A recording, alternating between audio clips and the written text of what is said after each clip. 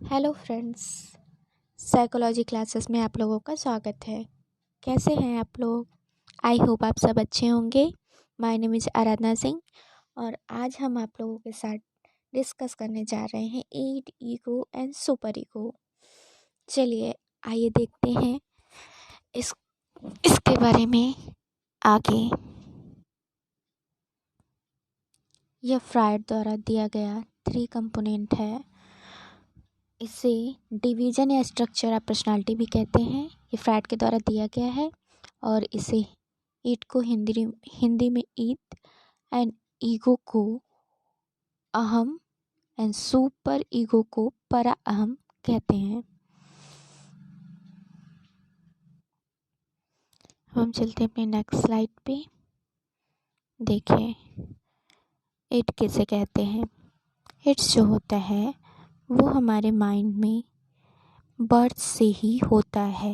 Entire mind consist of the it at birth exist in the conscious mind या exist in the unconscious mind या unconscious mind का part होता है।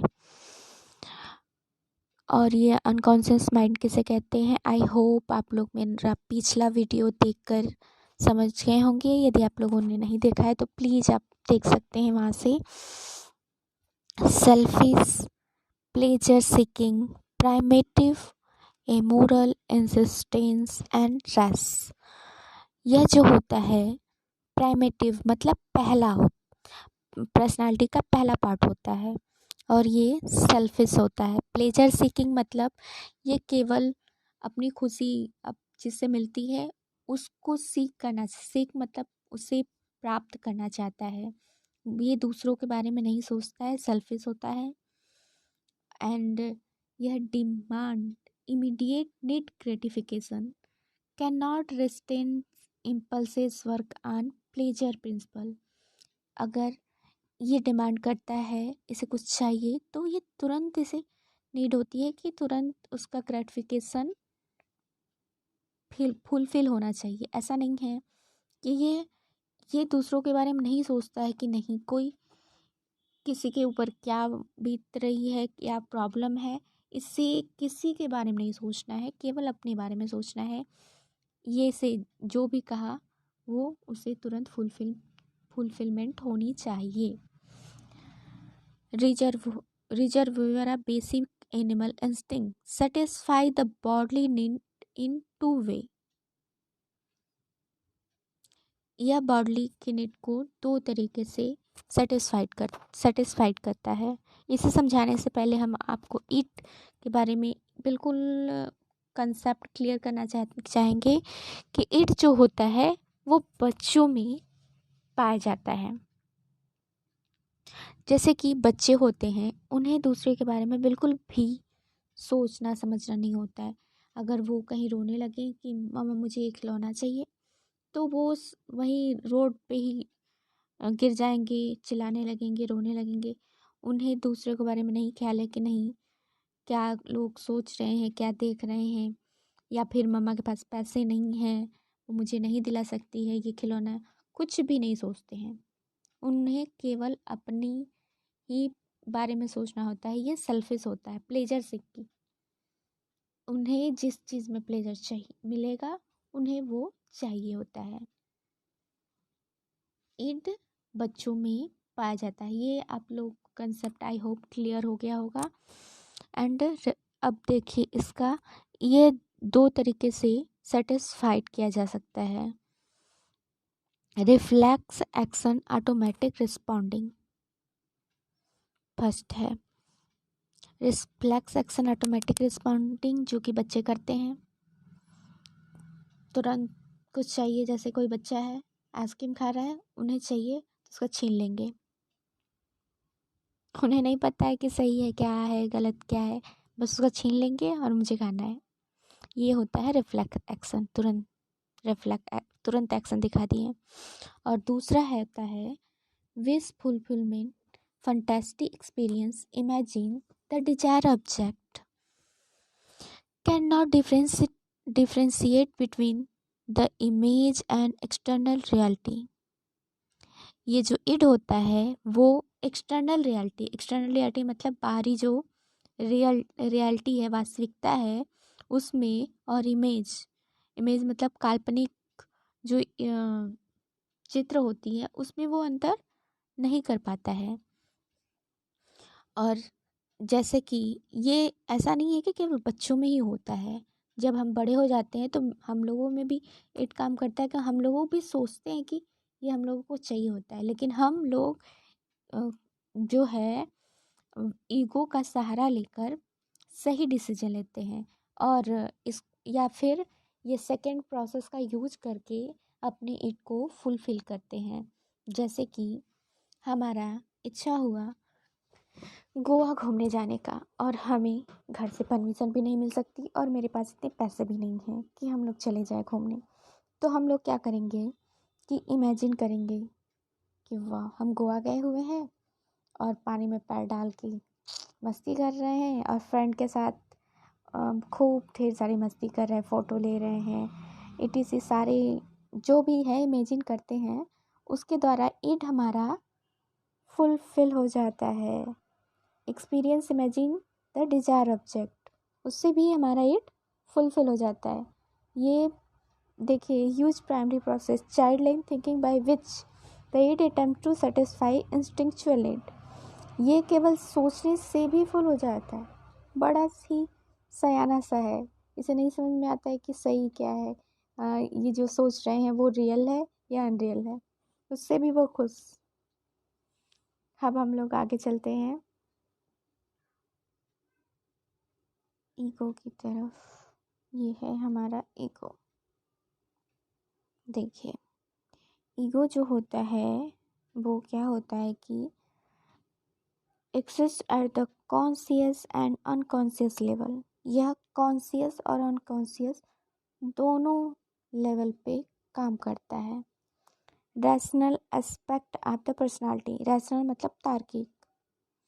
Work on reality principal, यह reality principal पे काम करता है, बच्चों की तरह नहीं कि जो मन किया वो करते हैं। ये देखता है कि क्या सही है और क्या गलत है और क्या मुझे करना चाहिए। ये ईड एंड सुपर ईगो के बीच बैलेंस बना के काम करता है। Has the three master objective reality, id and super ego, या रियलिटी के ऊपर काम करता है, ईड एंड सुपर ईगो के बीच बैलेंस बनाने का काम करता है।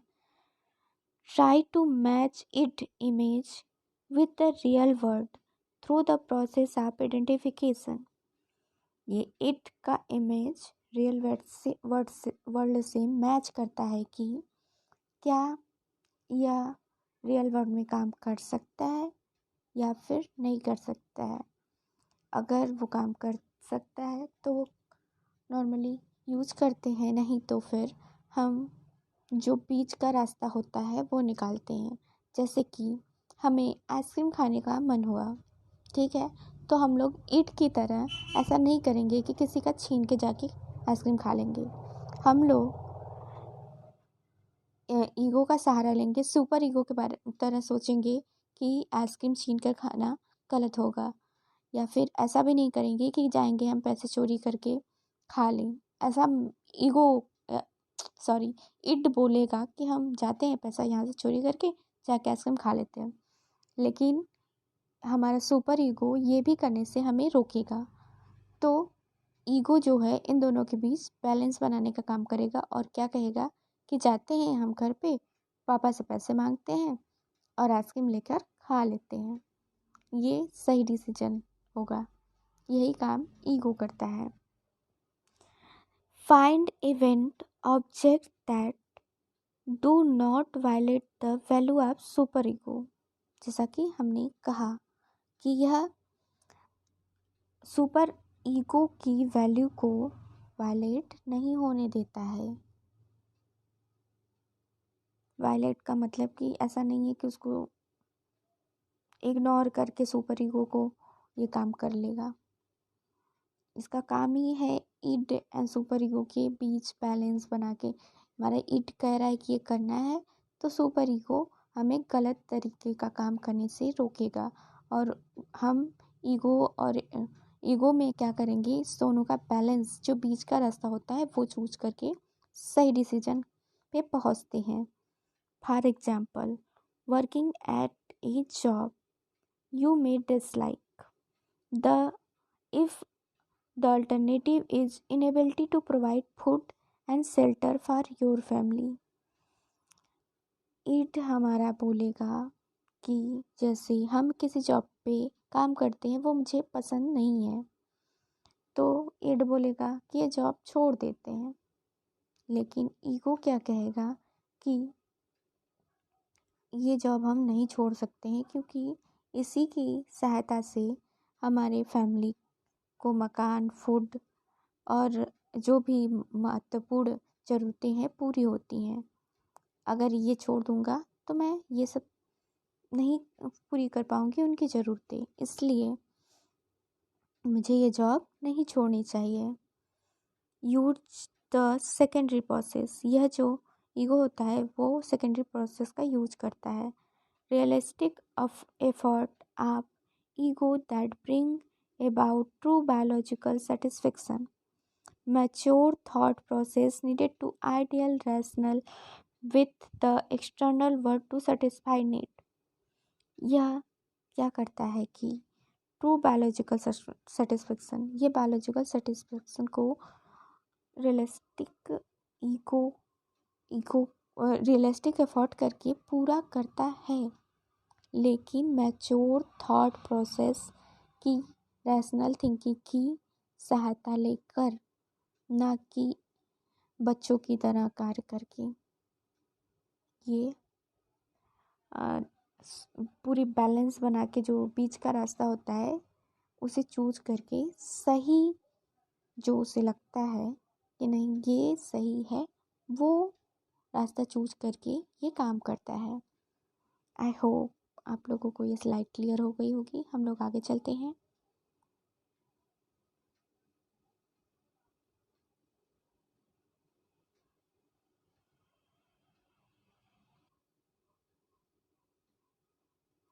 Super ego, the internalization of parental and societal is a value or standard develop mainly from the internalized pattern of reward and punishment. Super ego जो होता है वह हमारे पेरेंटल एंड सोसाइटी वैल्यू और स्टैंडर्ड को इंटरनलाइज मतलब अपने अंदर लेता है, अंतर्ग्रहण करता है, उसे ही सुपर ईगो कहते हैं। और यह कैसे डेवलप होता है बच्चों में?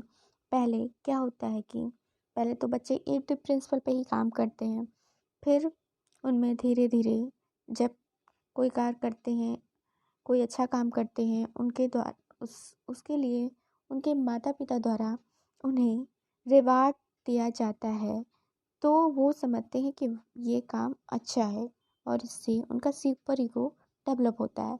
और कोई काम वो गलत काम करते हैं जिसके लिए उन्हें पनिशमेंट दिया जाता है, तो वो समझ जाते हैं ये काम गलत है, ये मुझे नहीं करनी चाहिए।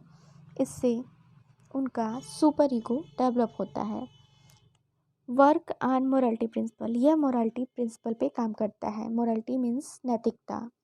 आई होप आप लोग नैतिकता समझ रहे होंगे।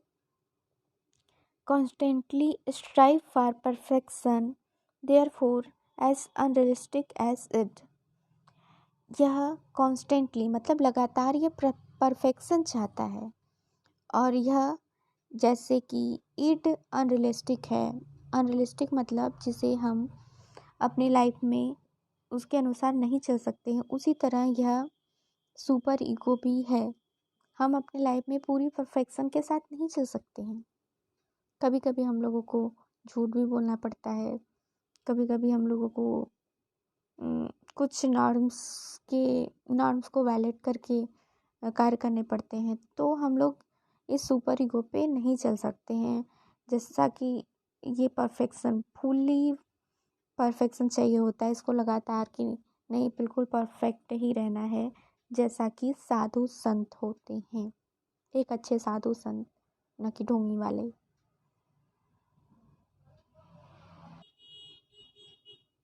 Thank you. आई होप आप लोगों को ये क्लास अच्छी लगी होगी। Thank you very much videos को पूरी देखने के लिए। हम लोग मिलते हैं नेक्स्ट क्लास में।